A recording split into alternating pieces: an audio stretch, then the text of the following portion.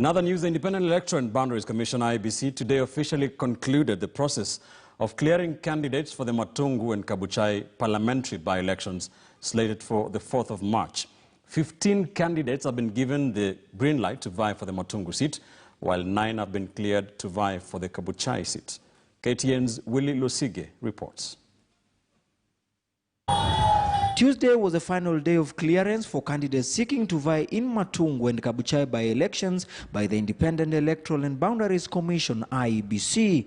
At the end of the exercise, 15 out of 22 candidates were cleared in Matungu, while 9 candidates were cleared in Kabuchai. What I appeal to all the cleared candidates is that they conduct peaceful elections. In Matungu, ODM candidate David Were had a date with IEBC before he received his certificate and proceeded to hold rallies in the area. If elected, I will serve them diligently and the way I did before. ODM brigade that accompanied him, led by ODM Secretary General Edwin Sifuna and Deputy Party Leader and Kakamega Governor Wycliffe Ambetsa Oparanya, saying the party was confident that their candidate will win the seat. Huyu ndugu yetu akishachaguliwa, kamati ya kwanza ambayo unatakiwa umjumuishe ndani ni ile kamati ya agriculture, ili awe mtetezi wa kwanza wa watu wa Matungu na watu wote wa mkoa wa Magharibi, wale ambao sisi ni wakulima wa miwa.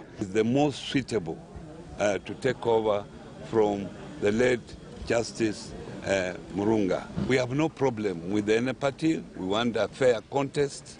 That is what we are yearning for, so that we move forward as a county, as the people of Matungu. The ODM leader said the party will not involve itself in dirty politics and will implement a political strategy never seen before to capture the seat. Sisi sio wageni hapa Kakamega. Hapa ni nyumbani.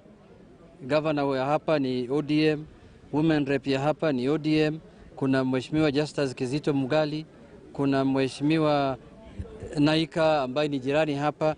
Sisi sio wageni hapa. Tutatembea na wewe katika vijiji, tutazungumza na wapiga kura, tuwaelezee kwamba wakati huu ambao umesalia unahitaji mtu ambaye anajua kazi ya mbunge ni ipi. ODM's David Were will face off ANC candidate Peter Nabulindo and UDS Alex Lanya in the hotly contested seat that is expected to define who will emerge as the Luya kingpin between Oparanya and Mudavadi. For once, let's have a campaign based on issues, based on principles, and not name-calling or shouting at each other. And I think we are going to have a proper beginning. In Kabuchai, Ruto-allied UDA party is optimistic of winning the seat in the forthcoming by-election after UDA's candidate Evans Kakai was certified by IEBC. Nataka kuwapatia hii ujumbe.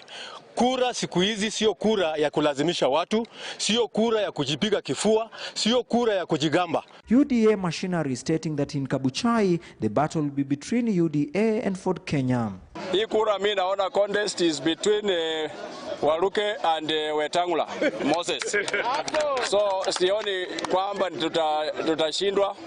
If we want to achieve the desired Luya unity that we've been talking about, vote Evans Kakai. The 2 by-elections will take place on 4th of March. Today marks the end of the verification process by the IEBC, which also marks the onset of the official campaigning period here in Matungu and also in Kabuchai.